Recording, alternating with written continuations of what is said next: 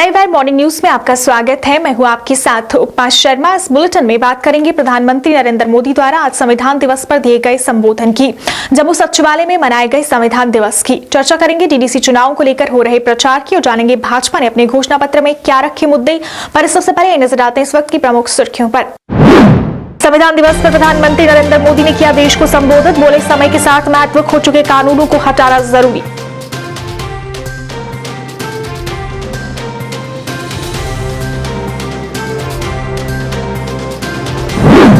जम्मू सचिवालय में भी मनाया गया संविधान दिवस, संविधान को मजबूत करने की ली गई शपथ।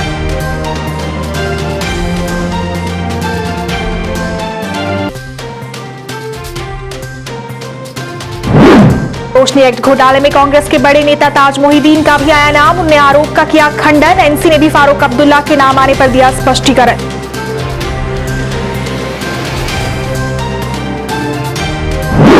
श्रीनगर आतंकी हमले में सेना के 2 जवान शहीद, मारुति कार में सवार आए थे आतंकी।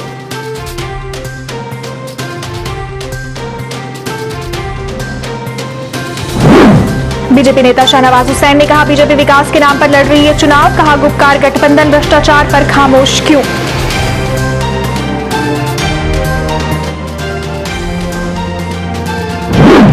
और डीडीसी चुनाव को लेकर बीजेपी ने जारी किया विजन डॉक्यूमेंट, वोट की ताकत से जनविरोधी ताकतों को हराने की अपील।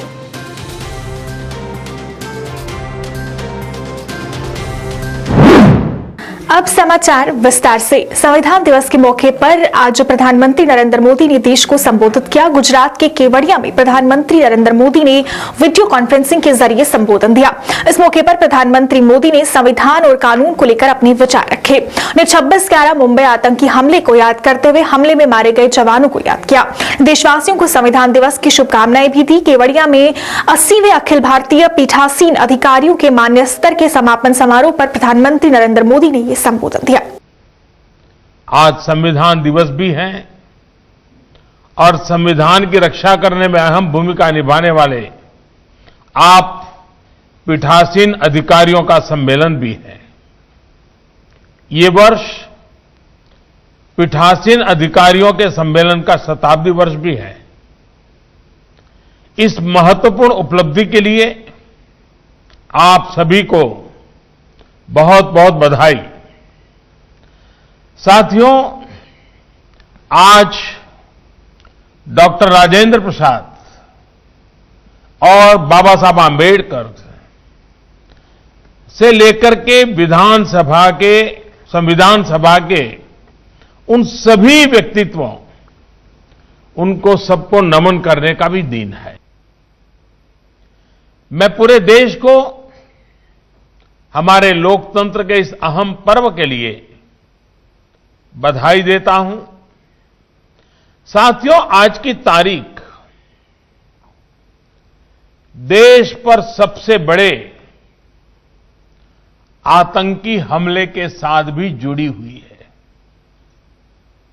2008 में पाकिस्तान से भेजे गए आतंकियों ने मुंबई पर धावा बोल दिया था। इस हमले में अनेक लोगों की मृत्यु हुई थी। अनेक देशों के लोग मारे गए थे।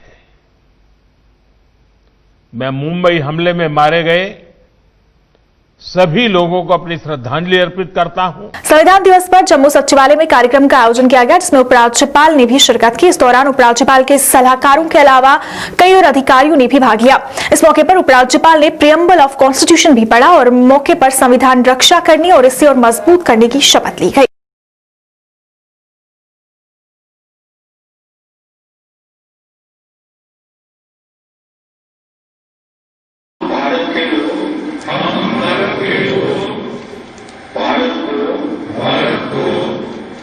एक संपूर्ण प्रभुत्व संपन्न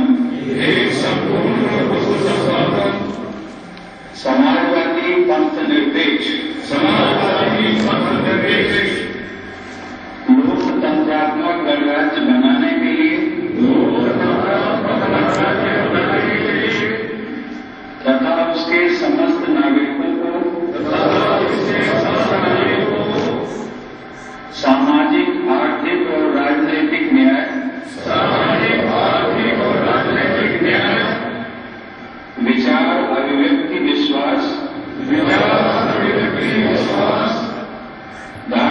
महाजन में भी संविधान दिवस के मौके पर नगर परिषद द्वारा कार्यक्रम का आयोजन किया गया, जिसमें संविधान को और मजबूत करने की शपथ ली गई। We the people of India having solemnly resolved to India into a sovereign, socialist, secular, democratic republic and to secure to all its citizens. रोशनी ईट घोटाले में फारूक अब्दुल्ला के बाद कांग्रेस के बड़े नेता और पूर्व मंत्री रहे ताज मोहिद्दीन का भी नाम सामने आया है। इस पर ताज मोहिद्दीन ने उनका नाम आने पर खंडन किया और कहा कि उन्होंने इस योजना के तहत कभी कोई फायदा नहीं लिया है। जब मेरा कोई इंतकाल हुआ ही नहीं रोशनी में, न मैंने कोई पैसे भरे, तो कौन सा केस है मेरी समझ में नहीं आता, क्योंकि डिटेल्स अभी सामने नहीं है। मगर ऑन रिकॉर्ड में ये कह रहा हूं कि मेरी कोई जमीन के लिए मैंने रोशनी में न कभी अप्लाई किया और न कभी मेरा इंतकाल हुआ और न मैंने कभी पैसे भरे। डॉक्टर फारूक अब्दुल्ला का नाम इस घोटाले में सामने आने पर नेशनल कॉन्फ्रेंस नेता अली मोहम्मद सागर ने भी स्पष्टीकरण दिया। थ्रू आउट कंट्री ये इल्जाम लगा रही हैं और अपने सियासी बेनिफिट हासिल करने के लिए पॉलिटिशियनों को मलाइन कर रही है। अगर वाकई किसी ने गलत किया है, as far the law of the land, as far the procedure, as far the constitution, as far the legal जो सिनेरियो है उसके तहत कार्रवाई की जानी चाहिए। उसमें क्या राय है? Nobody is against that. जो वायलेट लॉ करेगा, जो प्रोसीजर को वायलेट करेगा, लॉ ऑफ लैंड को वायलेट करेगा, उसको होना चाहिए। लेकिन ये जो बेसिकली ये इसको पॉलिटिकल टच दे रहे हैं। अब डॉक्टर साहब का कहाँ है? अब डॉक्टर साहब का नाम लिया जा रहा है इसमें वजन बढ़ाने के लिए फारूक साहब को। अब ये इजी बन गया इनके लिए डॉक्टर साहब का नाम लेना। सागर साहब, क्या ये कैबिनेट डिसीजन था या जम्मू कश्मीर की उस वक्त की असेंबली ने इस कानून को पास किया? नहीं, ये कानून पास असेंबली ने किया है।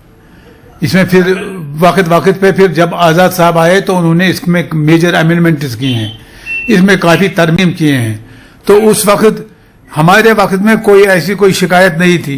ये बाद में उस वक्त ये कहा गया कि जमीन दिया गया, खोटे पैसों पे दिया गया। अगर ऐसी कोई बात है, ऐसी शिकायत है, ऐसा कोई एलिगेशन है, उसमें बाकायदा कार्रवाई होनी चाहिए। मध्य कश्मीर के जिला श्रीनगर के बाहरी इलाके अबन शाह HMT टोक में आतंकवादियों ने सेना की क्विक रिएक्शन टीम पर घात लगाकर हमला किया। इस हमले में सेना के 2 जवान शहीद हो गए। हमलावर मारुति कार में सवार थे और उनकी संख्या 3 बताई जा रही है। हमले के तुरंत बाद आतंकी कार लेकर घटनास्थल से फरार हो गए। फरार होते समय आतंकी घायल जवान की एक AK-47 राइफल भी अपने साथ ले गए। सुरक्षा बलों ने आतंकियों की तलाश के लिए अभियान चलाया हुआ है। वहीं IGP कश्मीर रेंज विजय कुमार ने आतंकी हमले की पुष्टि करते हुए बताया कि इस हमले को 3 आतंकवादियों ने अंजाम दिया है। यही नहीं, इसके पीछे जैश-ए-मोहम्मद आतंकी संगठन का हाथ है। ये आतंकी मारुति कार में सवार थे। हमला करने के बाद फरार आतंकियों का पीछा किया जा रहा है। फायरिंग शुरू किए जिसमें हमारे जवान बहुत क्रिटिकल इंजर हो गए। बाद में रिपोर्टेड बता रहे हैं लोग शहीद हो गए। और एज पर यहाँ के सीसी जितने भी एनालिसिस कर रहे हैं हम लोग, बहुत जल्दी इसको आइडेंटिफाई करके ट्रैक कर लेंगे। क्या बता रहे हैं मूवमेंट के हिसाब से यहाँ हो सकता है कि रियलिटी या जेएस का मूवमेंट यहाँ पर है। हम लोग इसको आइडेंटिफाई शाम तक कर लेंगे कौन सा ग्रुप है। क्या वेपन स्नैचिंग हुई है, क्या सिर्फ टारगेट हुआ है? हाँ, यहाँ पर जो एक आदमी का मारुति कार रेंज करके इस डायरेक्शन में भागा है, उसके हम लोग पीछे फॉलो कर रहे हैं। और जो जिसका गाड़ी है उन्होंने बताया कि 3 मिलिटेंट था, 2 के पास हथियार था। उसमें से 2 हो सकता है कि जो जवान था बाकी FT होने का अंदेशा है, 2 पाकिस्तानी हो सकता है, 1 लोकल। तो वेपन स्नैचिंग तो नहीं। शाहनवाज हुसैन ने HMT आतंकी हमले की निंदा की। उन्होंने कहा कि आतंकियों के हौसलों को तोड़ दिया जाएगा और जो भी बंदूक उठाएगा और आतंक फैलाएगा उसका अंजाम बस मौत ही होगा। ये जो टेररिस्ट है इसके हौसले को हम लोग तोड़ेंगे। जो बंदूक उठाएगा उसकी वह लंबी उम्र नहीं होती। जिस दिन वो बंदूक उठाता है उस दिन समझिए खुदकशी पे आमादा हो जाता है।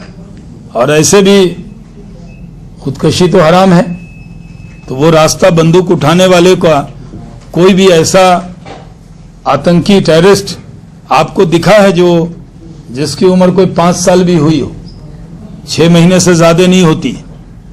और जो बंदूक उठा रहे हैं उनसे फिर कहता हूं कि जो बंदूक उठाएगा वो ऑल आउट हो जाएगा। आज जो घटना हुई है उसके बारे में अभी आपने जानकारी दी है, मैं उसकी मजम्मत करता हूं, निंदा करता हूं। और मैं मानता हूं कि जो बचे खुचे लोग थे ऐसे तो हमारी एजेंसीज ने बहुत बड़ी कामयाबी ली थी कि उन्होंने वहां पर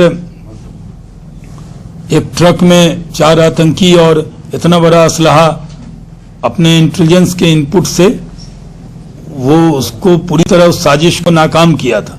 लेकिन अभी भी चिराग जब बुझने लगता है आतंक का, तो टेरर का जो चिराग है बुझने से पहले कहीं कहीं जलता है, लेकिन उसके बाद उसका बुझना तय है। ये सब अपने पाकिस्तानी आका के कहने पे ये सब कर रहे हैं, और जो लोग भी शामिल होंगे वो बख्शे नहीं जाएंगे। बीजेपी नेता व प्रवक्ता शाहनवाज हुसैन ने कहा कि बीजेपी डीडीसी चुनाव, विकास के मुद्दे, भ्रष्टाचार मुक्त कश्मीर के मुद्दे पर लड़ रही है। श्रीनगर में एक प्रेस कॉन्फ्रेंस में गुपकार गठबंधन पर कहा कि आरजेडी, पीडीपी और कांग्रेस भ्रष्टाचार पर खामोश क्यों है। उन्होंने इन पर जनता को लूटने का आरोप लगाया और कहा कि जिस तरह से रोशनी एक्ट घोटाले में फारूक अब्दुल्ला सहित बड़े बड़े नाम सामने आ रहे हैं, उससे साफ जाहिर है कि वो भ्रष्टाचार के खिलाफ नहीं है। शाहनवाज ने कहा कि इस पर फारूक अब्दुल्ला को जवाब देना चाहिए। शाहनवाज हुसैन ने इस दौरान 26/11 की बरसी पर भी बात की। इसमें 3 बातें हैं। डिस्ट्रिक्ट डेवलपमेंट काउंसिल का ऐसे भी इसका अगर मतलब निकालें तो ये चुनाव डेवलपमेंट के लिए है। ये चुनाव D for development, D for dynasty मुक्त कश्मीर के लिए, जम्मू कश्मीर के लिए, और सी करप्शन मुक्त जम्मू कश्मीर के लिए। लेकिन इस चुनाव में मैं पिछले दिनों से देख रहा हूं जो यहां गैंगअप हुए हैं लोग, गुपकार गैंग के, पीडीपी, एनसी, जिन्होंने लगातार, और कांग्रेस, इन सब ने जिन्होंने हुकूमत किया है, वो न डेवलपमेंट पे बोल रहे हैं, न डायनेस्टी पॉलिटिक्स पे बोल रहे हैं, और न करप्शन पे बोल रहे हैं। हम लोग करप्शन के खिलाफ हैं, और इसलिए हाई कोर्ट की निगरानी में जो रोशनी स्कैम हुआ है उसमें सब नाम सामने आ गए हैं। उसमें कोई पार्टी ऐसी नहीं है जिसने जो रोशनी फैलानी थी आम लोगों के लिए, वो सारी रोशनी उन्होंने अपने चिराग तले मंगा ली है। फारूक अब्दुल्ला हो, या पीडीपी के नेता हो, या कांग्रेस के नेता हो, ये करप्शन पर खामोश क्यों हैं? इन्होंने 25,000 करोड़ से जो हार्डवेयर प्रोजेक्ट के लिए जुटाना था, उसमें सिर्फ स्कैम करने का काम किया है। इसमें जो नाम है वो आप लोगों को रटा गए होंगे, क्योंकि इतनी बार इसकी चर्चा हुई है। मेरे पास वो पूरी लिस्ट है, लेकिन मैं आपसे कहना चाहता हूं कि ये जो मिट्टी के मोल में इन्होंने जमीन ले ली, क्या किसी गरीब के, इतने गरीब हैं कि ये इतनी सस्ती जमीन इन्होंने ले ली, और फारूक अब्दुल्ला साहब खामोश क्यों हैं? बीजेपी ने डीडीसी चुनाव को लेकर अपना विजन डॉक्यूमेंट जारी किया। इस दौरान मीडिया से बात करते हुए पार्टी प्रवक्ता सुनील सेठी ने इस विजन डॉक्यूमेंट के बारे में जानकारी दी और जीत का दावा किया। ने कहा कि किसी पार्टी ने 70 सालों तक लोगों के लिए कुछ नहीं किया, बस एंटी पीपल्स नीति अपनाई है, जबकि बीजेपी प्रो पीपल है और उसका मकसद सिर्फ लोगों के काम करना है। उन्होंने लोगों से ऐसी एंटी पीपल्स पार्टियों को वोट की ताकत से हराने की अपील की। इस दौरान उन्होंने गुपकार अलायंस पर भी निशाना साधा। भारतीय जनता पार्टी ने विजन डॉक्यूमेंट रिलीज किया है डिस्ट्रिक्ट डेवलपमेंट काउंसिल के इलेक्शन के लिए। ये डॉक्यूमेंट हाईलाइट करता है उन चीजों को जो भारतीय जनता पार्टी डीडीसी के इलेक्शन के बाद करना चाहती है लोगों के लिए, और उन चीजों को जो भारतीय जनता पार्टी ने पिछले कुछ अरसा में की हैं, जिनको हम कंटिन्यू करना चाहते हैं। विजन डॉक्यूमेंट हाईलाइट करता है कि भारतीय जनता पार्टी ये समझती है कि जम्मू कश्मीर में एक बड़ी लड़ाई आतंकवाद के खिलाफ लड़ी जा रही है, और इस आतंकवाद के खिलाफ लड़ाई में जो सबसे बड़ा हथियार हमारे पास है वो आर्टिकल 370 और 35A की एब्रोगेशन है। जम्मू कश्मीर के लोगों को गुमराह कर रहे हैं। ये पाकिस्तान और चीन की बात करने वाले जम्मू के लोगों को तरक्की की राह के ऊपर चलते हुए नहीं देखना चाहते। अब ये कुछ पिछले दिनों से ये बात साफ हो गई कि इन लोगों को इकट्ठे होने का मकसद ये था कि जो लूट खसूट ये कर रहे थे, जो रोशनी एक्ट में वाजिया तौर के ऊपर सामने आई, ये उसी को चलाना चाहते हैं। त्रिपुरा से पूर्व मंत्री श्यामलाल शर्मा ने डीडीसी चुनाव के लिए आज अपना नामांकन दाखिल किया। इस दौरान उनके साथ प्रदेश अध्यक्ष रविंदर रैना, कई नेता और कार्यकर्ता भी मौजूद रहे। इस दौरान श्यामलाल शर्मा ने कहा कि उन्होंने हमेशा इस क्षेत्र के लिए विकास कार्य किए हैं और आगे भी करते रहेंगे। उन्होंने कहा कि ये चुनाव देशभक्त और देश विरोधी लोगों के बीच में है और जनता जानती है कि उन्हें किसका समर्थन करना है। वहीं इस अवसर पर रविंदर रैना ने भी जनसभा को संबोधित किया और भाजपा की जीत का दावा किया।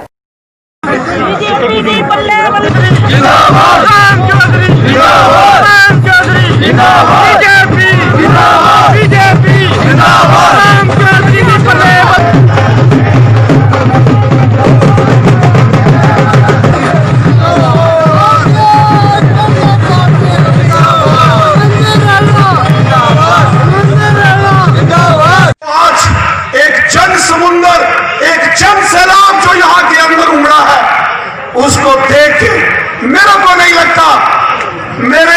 लगता कि सुचेतगढ़ की सीट से अब कोई और फार्म भरने वाला है। और इसके लिए मैं दिल की गहराइयों से आरएसपुरा सुचेतगढ़ की जनता को मुबारकबाद देता हूं, जो जलवा आज आपने इस सरजमीन पर दिखाया है।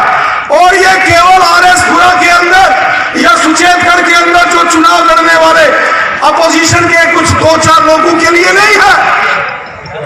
ये जलवा देख ले वो लोग जो कश्मीर में कहते हैं कि तिरंगा झंडा उठाने वाला कोई नहीं।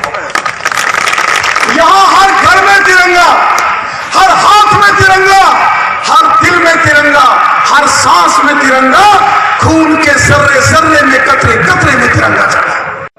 हर किस्म की डेवलपमेंट पहले भी हुई है और आगे जो कोई कमी रही होगी उसकी डेवलपमेंट करेंगे। और खासकर इस चुनाव का मेन मकसद यही है, जो देश के प्रधानमंत्री, जहां जो लोग कहते रहे कि जहाँ 35A को किसी ने हाथ लगाया तो हाथ ही जल जाएगा, आज 35 है और 370 ही खत्म हो गया। उसके नेशनलिस्ट और एंटी नेशनल जो पार्टी हैं उनके बीच चुनाव है। एक तरफ जो नेशनलिस्ट लोग हैं, देशभक्त लोग हैं, जो तिरंगा उठाने वाले लोग हैं, एक वो लोग हैं जो देश विरोधी बातें करते हैं, अलगाववाद के लिए काम करते हैं, आतंकवादी के लिए काम करते हैं, उनकी बात करते हैं। वो लोग गैंग जो इन्होंने गुपकार गैंग बनाया है, उनके विरोध में चुनाव है। लोग भली भांति अच्छी तरह समझते हैं, जानते हैं और इस चुनाव में एक तरफा चुनाव होगा और भारतीय जनता पार्टी हर जगह से जीतेगी। भारतीय जवानों से बार बार मुक्की खाने के बाद भी पाकिस्तान अपनी नापाक हरकतों से बाज नहीं आ रहा। पाकिस्तानी सैनिकों ने एक बार फिर आतंकियों की घुसपैठ के इरादे से जिला पुंछ एलओसी से सटे दिगवार कस्बा सेक्टर में सैन्य चौकियों के साथ साथ रिहायशी इलाकों को निशाना बनाते हुए गोलाबारी शुरू की। इस गोलाबारी में एक स्थानीय नागरिक घायल हुआ है। घायल को अस्पताल में भर्ती कराया गया है। मिली जानकारी के अनुसार जिला पुंछ में दोपहर 2 बजे के करीब पाकिस्तानी सैनिकों ने अचानक से गोलाबारी का सिलसिला शुरू कर दिया। पाकिस्तान ने भारतीय चौकियों व रिहायशी इलाकों पर मोर्टार दागना शुरू कर दिया। हालांकि भारतीय जवान भी इसका कड़ा जवाब दे रहे हैं। इस दौरान पाकिस्तानी सैनिकों द्वारा दागा गया एक मोर्टार किरनी गांव में आकर गिरा, जिसकी चपेट में आने से मोहम्मद रशीद पुत्र नजबुद्दीन घायल हो गया। उसे तुरंत नजदीकी अस्पताल भर्ती कराया गया। लोगों ने कहा कि पाकिस्तानी गोलाबारी के चलते उन्हें काफी मुश्किलों का सामना करना पड़ रहा है। उन्हें सरकार से सीमा पर रहने वाले लोगों के लिए सभी जरूरी सुविधाएं मुहैया करवाने की अपील की। सबसे पहले तो यहाँ कस्बा ऊपर पंचायत और बंडी से इस्लामाबाद शाहपुर आज इतनी फायरिंग हुई। मैं खुद मौजूद कस्बा में था, यहाँ डीडीसी का इलेक्शन चल रहा है, उसमें लोग वहाँ पे घूम रहे हैं और इस मोहम्मद रशीद के वहाँ पे चोट आई है। खुद घर में था उस टाइम, कहीं आगे पीछे भी नहीं था। लोगों को खौफ से लोग जी रहे हैं। बॉर्डर के लोग, अभी हमारे पास बंकर नहीं है। गवर्नमेंट दावा करती है वहां से दिल्ली से कि हमने बंकर दे दिए, इतने बंकर दे दिए, उतने 5% भी हमारे इलाके में बंकर नहीं बने। मगर ये शर्म की बात है कि लोगों के पास बंकर नहीं है। अगर ये घर में इस बेचारे के पास कीरी में बंकर होता, ये बंकर के अंदर रहता। ये बड़ी अफ्तुल्ला की बात है इस गवर्नमेंट को। मैं तो आपके चैनल के माध्यम से बताना चाहता हूं कि मगराई मार में मिडिल स्कूल है हमारा कस्बा में, उसके ऊपर गोला लगा, जिसकी वजह से वो बिल्डिंग भी डैमेज हो गई। पाकिस्तान की जानिब से वक्तन जो है सरहदों पे गोलाबारी जो हो रही है, पिछले काफ़ी अरसे से जो है वो लगातार सीज फायर की वायोलेशंस हो रही हैं, जिनमें कई शायरी जो है वो जाँ बहक भी हो चुके हैं। और आज फिर आपने देखा कि पाकिस्तान ने एक और बुझलाना कोशिश की है जिसमें हमारा कस्बा का रहने वाला एक शख्स जो है वो मोहम्मद रशीद, जिनकी उम्र तकरीबन 50 साल से ज़ायद है, ज़ख्मी भी हुए हैं। हम इन कार्रवाइयों की सख्त अल्फाज में मजम्मत करते हैं और साथ ही साथ हम गवर्नमेंट से अपील भी करते हैं कि जो सरहदों पे रहने वाले अवाम हैं उनके तहफ़्फ़ुज़ के लिए गवर्नमेंट को संजीदा इक़दाम उठाने चाहिए और बैंकरों की जो तामीर है वो ज़्यादा से ज़्यादा होनी चाहिए। आपने खुद भी जगहों पे विज़िट किया होगा जहाँ पे बैंकर तामीर किए गए हैं, वो अभी जो कम्प्लीट नहीं हुए और जो कम्प्लीट भी हुए हैं वो भी रहने के काबिल नहीं है। जिस इंतजामिया की ये सरहद लापरवाही है वो जो वहाँ पे देख नहीं रही है। पीडीपी नेता गुलाम नबी लोन ने डीडीसी चुनाव को लेकर श्रीनगर में प्रेस कॉन्फ्रेंस की। इस दौरान चुनाव को लेकर सीटों के बंटवारे के बारे में भी जानकारी दी। उन्होंने कहा कि लोगों को काम और विकास के लिए अलायंस के उम्मीदवारों को वोट करना चाहिए। उन्होंने इस मौके पर कहा कि वो लोगों के काम के लिए ही काम करेंगे। उन्होंने चुनाव से जुड़ी कई और जानकारी भी साझा की। इलेक्शन का दौर है, बहुत जल्दबाजी में गवर्नमेंट ऑफ इंडिया ने होम डिपार्टमेंट ने यह फैसला लिया कि यहाँ पे डीडीसी के इलेक्शन करेंगे। तो हमने people's alliance for Gupkar declaration ने फैसला लिया कि इन इलेक्शनों में हम हिस्सा लेंगे, अपने कैंडिडेट्स खड़ा करेंगे और यहाँ जो फिरका परस्त ताकतें हैं उनका मुकाबला करेंगे, उनको यहाँ दूर रखेंगे। पीपल्स अलायंस ने एक आपस में मीटिंग करके सभी पार्टीज जो भी पीपल्स अलायंस में है मीटिंग करके सीट शेयरिंग कर ली हर डिस्ट्रिक्ट में। कहीं पे इख्तिलाफ भी हुआ कैंडिडेट्स के मामले में, लेकिन जहां तक पीपल्स डेमोक्रेटिक पार्टी का सवाल है, पीपल्स अलायंस के बारे में हम बिल्कुल सिंसियर हैं। बल्कि हमने ऑफर भी दी थी कि नेशनल कॉन्फ्रेंस को कि आप इलेक्शन में हिस्सा लें, अपने कैंडिडेट्स खड़ा करें और पीपल्स डेमोक्रेटिक पार्टी बिला शर्त और शरूत आपको हिमायत करेगी। लेकिन वो उस पर उन्होंने इत्फाक नहीं किया। सभी पार्टीज ने मिलकर, मैं भी उसमें एक पीडीपी रिप्रेजेंटेटिव की पीपल्स डेमोक्रेटिक पार्टी की तरफ से एक रिप्रेजेंटेटिव था।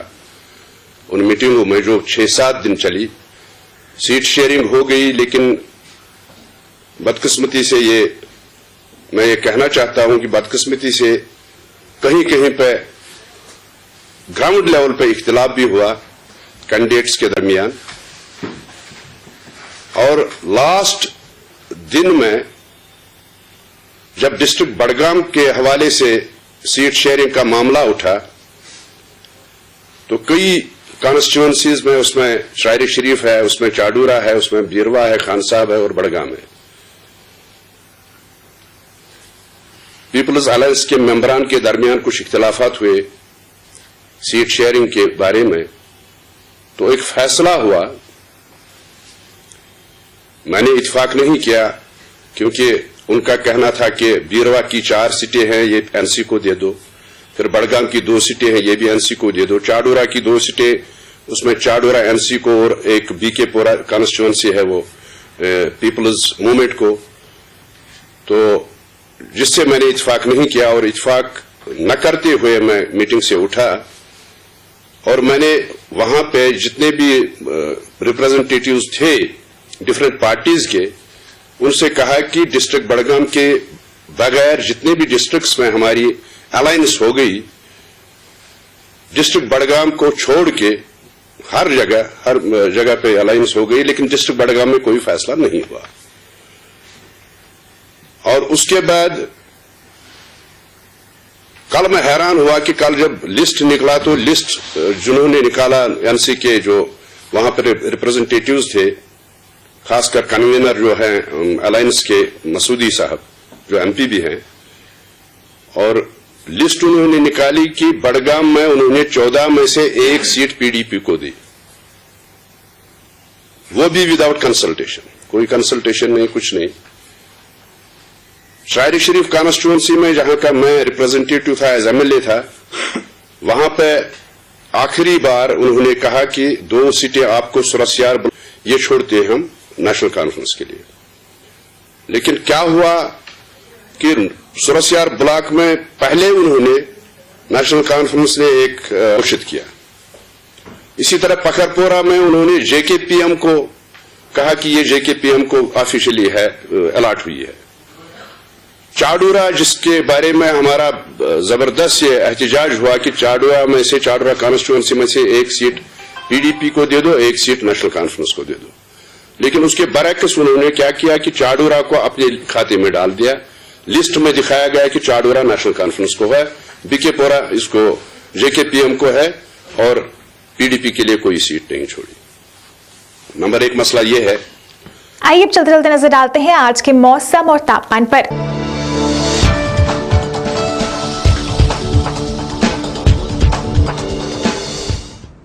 जम्मू में आज का अधिकतम तापमान 21 डिग्री सेल्सियस है, जबकि न्यूनतम तापमान 9 डिग्री सेल्सियस दर्ज किया गया। वहीं कश्मीर की बात करें तो कश्मीर में आज का अधिकतम तापमान 10 डिग्री सेल्सियस है, जबकि न्यूनतम तापमान 0 डिग्री सेल्सियस दर्ज किया गया। मौसम विभाग के अनुसार अगले 24 घंटों के दौरान जम्मू कश्मीर में धूप के साथ साथ हल्के बादल छाए रहेंगे। लाइव वायर मॉर्निंग न्यूज के आज के इस अंक में फिलहाल इतना ही। इसी के साथ मुझे और मेरी पूरी टीम को दीजिए इजाजत और आप देखते रहिए लाइव वायर। नमस्कार।